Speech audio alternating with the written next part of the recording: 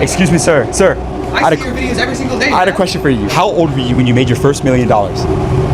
Tell him. He's well known on social media. 22 years old. Hey, what line of business are you in? What do you do? I'm an economic advisor for one of the big firms. Out here in Abu Dhabi? Yes. Abu Dhabi is one of the financial capitals of the world. Why are people out here so successful? We got the infrastructure ready. We got all the setups of any investors to come in here, and we have the environment. Procedures is very easy. There's no obstacles, So the environment is all there. We're about to go into 2026. What's the best industry people should be looking to get into right now? AI. Why? Gotta go. This is the future. Everybody's looking for it. A lot of investments happening in the US and here in Europe. So everybody's concentrating on this. This is the generation you will be handling. Our generation was done finished. This is coming. Whether you guys like it or not, it's coming. So this is the future. This is the future generation, which is your age. It's gonna come, and you can be depending on all of this in all your life. What is the most amount of money that you've made in a single year?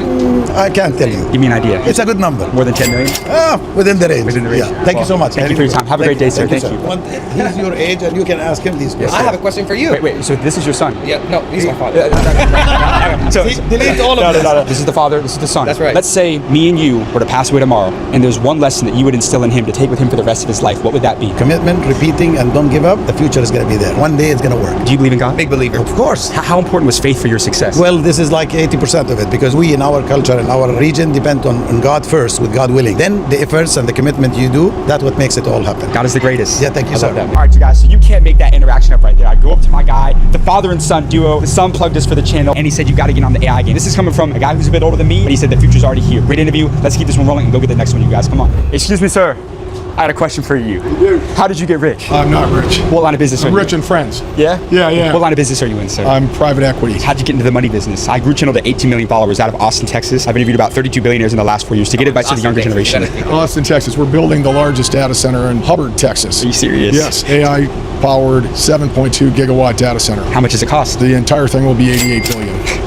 Are you a billionaire? No comment. No comment. Talk to me about data centers. You're starting to hear that as kind of like a trending topic. Why? I'm starting to hear. It's been around for a bit now. But a little bit more publicized recently. Yeah. Why is that such a prominent thing in today's world? Because it's going to advance society, economies, make things more efficient for the benefit of the human race. Well, ultimately, also the AI just needs much more compute power. Technically speaking, that's why there is so much. Yeah. Right. What's the lesson about money that banks don't want people to know? Maybe that there is no free money. There is no free money. Wait, sir, real quick. What do you mean by there is no free money? What do you mean by that? Money finds opportunity, creates more value. Give me the best opportunity in today's world. A young 20-year-old wants to get into it. We're good. How old are you now? All right, you guys, excuse me, sir. Sir. One second.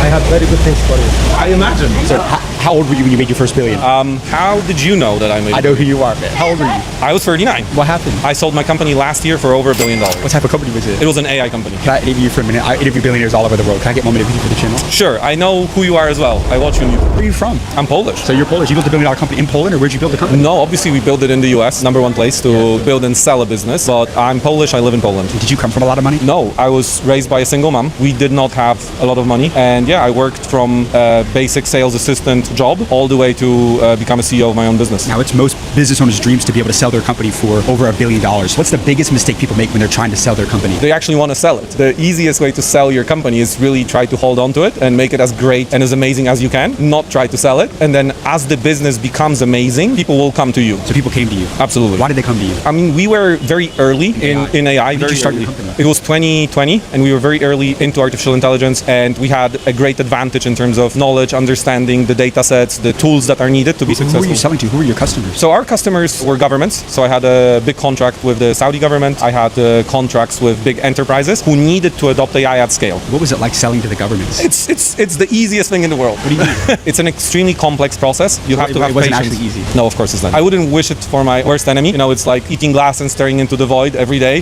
Elon Musk says entrepreneurship's like eating glass and staring into the abyss. That's It's right. true. You gotta chew cactus. Yes, you have to chew cactus, and working with governments is the ultimate cactus. How did you overcome that struggle though? Because it wasn't easy. You have to know the value of your service through and through, so you have to be extremely confident that nobody else in the world can provide the service that you're providing. Speed, scale, I think, speed over scale and then scale, and if you manage to crack that in any client relationship, you're instantly a winner. Are you a good negotiator? I would hope so. I can walk out from a multi-million-dollar meeting. So you weren't afraid to walk away? No, that's exactly what we did, and I did it many times. Tell me a story when you walked away from a big deal. So we had a a $30 million deal on the table. To buy the company? No, to just revenue, just pure revenue. 30 million, ready to sign, and the payment terms were 10% upfront. We needed 30, but we didn't need 30 to be greedy. We needed 30 to deliver the most excellent product and service to the client. And because I knew that if I don't get 30% prepaid, $10 million prepaid, if I don't get that, the client will be not satisfied. So I was confident to say, I can't help you without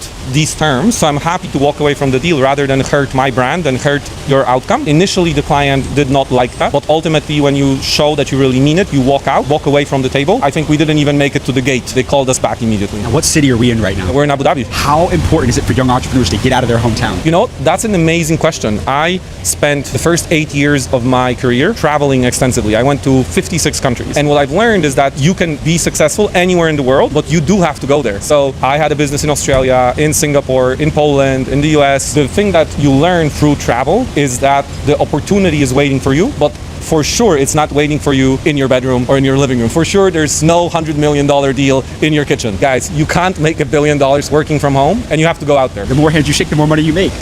I believe that's very true. It becomes very clear that not everything is the same as it is around just your little bubble. I love that. How old are you now? 40. 40. If me and you died tomorrow and you had one more message to leave with the younger generation, what would that be? Go and create something. Write a poem, write a song, write a novel, write a piece of code, write a deck, build a website, but just bring something out of nothing. And that's Kurt Vonnegut. You got amazing advice, sir. Thank you very much. Thank you so much for your time, man. No worries. I appreciate you, man. I gotta ask you, I connect with all the billionaires I do. Sure. Can I get your contact? Absolutely. Guys, Abu Dhabi. Sir, I'm sorry, how much money do you do a month? $300 million a month in processing volume. Are you serious? Yes. How did you get into this business? You can see I lost all my hair to it. We used to be in the hedge fund space. Where are you from? I'm born and educated in the UK, did my degrees there, you can hear the English accent, but my father is Egyptian. And I've lived in Dubai for about 10 plus years now. You think everybody's built for entrepreneurship? Absolutely. Absolutely. Yeah. I mean, even if they don't know it yet, life will teach them to start taking risks. What's the toughest lesson about business you had to learn? Oh, God, I learn every day. The day you stop not realizing that you're learning something new every day is the day you don't become competitive and you die. The day you stop growing is the day you begin to die on the vine. Exactly. I mean, you have to learn something new every day. Let me ask you this. Did you have people that doubted you in business? I have a very compelling argument. I don't allow people in a room to doubt me. Why? Because the way I'm built, I won't allow it. Look, at the end of the day, if someone says no, or if someone doesn't understand, it's because you haven't sold the benefits and you haven't created the urgency. That's the way I do deals. That's game right I there. don't walk in blind and throw darts at a board. You learn the client, you learn what they're saying, you use the words they use, you change your accent. So look, at the end of the day, no is just another version of someone saying, I don't understand, sell me. Hey, you know they don't teach this in school, right? Well, you'll learn it in life. Give me another lesson about business that they do not teach in any business school. Give me something you had to learn from the trenches. Building a company doing $300 million a month. Give me one right now. Okay, look, at the end of the day, business is business. It's academic. Academic doesn't mean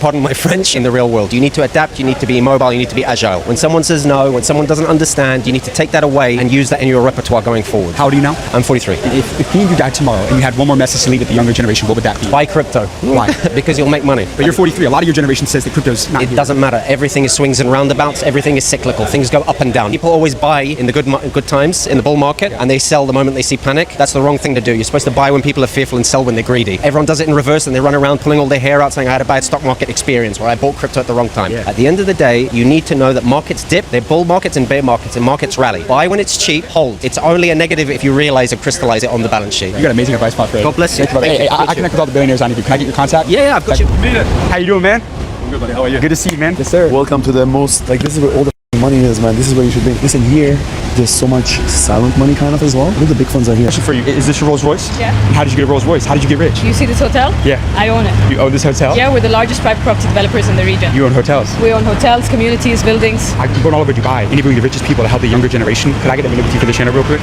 Real quick. For 1 minute. 1 minute. I have a meeting after, but let's do it. Okay. How long have you been in the real estate business? We've been in the real estate business 22 years. What was the most amount of money that you made in a single year? Last year, we sold more than $10 billion of real estate. You said 10 million? 10 billion. More than $10 billion. $10 billion. Yeah. What city are we in today? We're in Dubai. We're in Dubai. Is this the best city to do business? This is the best city to do business, to be, to live. This is the best city in the world. Why? You know, honestly, the energy that this region has right now, that the city, this country has, the talent that's coming in, and the opportunities, they outweigh everything. Now, what keeps you motivated to keep on growing? Because you've had a ton of success already, but you're still building businesses, you're still building companies. Why is that? Legacy. We want to create, something that leaves a legacy, and more than anything, we want to contribute to our country's skyline, to our country's development, and we want to be able to say that we contributed to what makes this city great. Business is tough. Do you think everybody's built for entrepreneurship? No, I don't think everybody's built for entrepreneurship. Why? It requires a special spark, a special determination, and an ability to persist beyond all odds. And I think every entrepreneur faces a time in their journey where they think, am I going to make it? Is this all going to be worth it? And just persisting through that and knowing and believing that what you're doing is going to make a difference, it matters, and you're going to make it. I think that's the toughest thing entrepreneurs face today. As a woman in business, have you had people that doubted you? All the time. But you don't listen to them.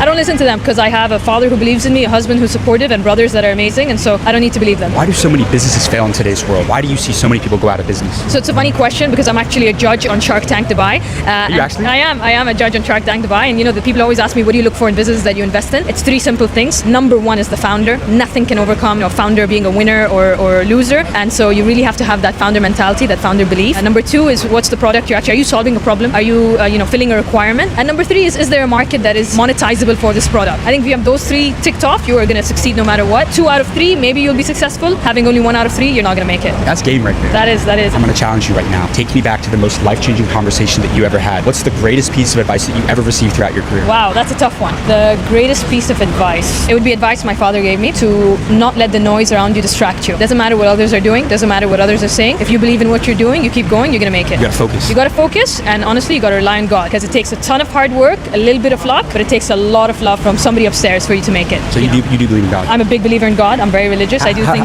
Go ahead. that everything happens, everything is destiny, everything happens for a reason, but you got to give it your best. And if you lost everything tomorrow, could you make it all back? For sure. What would you do? I would start again. I would, go into a service business where you could generate cash flows based on service. You don't need massive capital. Use those cash flows to reinvest into things that require capital, whether it's development and buying a land, or technology where you have a great idea and you go raise capital and you execute. And so today, in the age of AI, in the age of tech, in the age of VC's existence, I don't think you need massive amount to start. You just need a good idea. You need grit. You need to work hard. You can use AI to build a business plan, build a prototype, build an app, and then you can raise funding and go for it. How old are you now? I'm 31 and I have 2 kids. 31 years old? Yeah. How do you balance being a mom, but then also running $1 billion company? That's a great question. A lot of people ask me that question. I think it's about priority. You will not be a 10 out of 10 on every front. It's what matters in the day. What is the priority today? Is my kid sick today, or do I have a board meeting today? And you just have to juggle it. You do your best and you bring your kids in. I think a very important thing is, my kids, they come to the office, they see how hard we work, they're introduced to that environment. And so when you're busy, they know my mom's busy for a reason. It's not just she's not here because she's choosing not to be. 31 years old now. If me and you died tomorrow and you had one more message to leave with the younger generation, what would that be? Take advantage of your life. Don't let your life pass you by. Do as much as you can, achieve as much as you can, live it to the fullest, and enjoy the journey. It's not about the destination. Enjoy the journey to the fullest. You work hard, you do your best, and you leave the rest on God.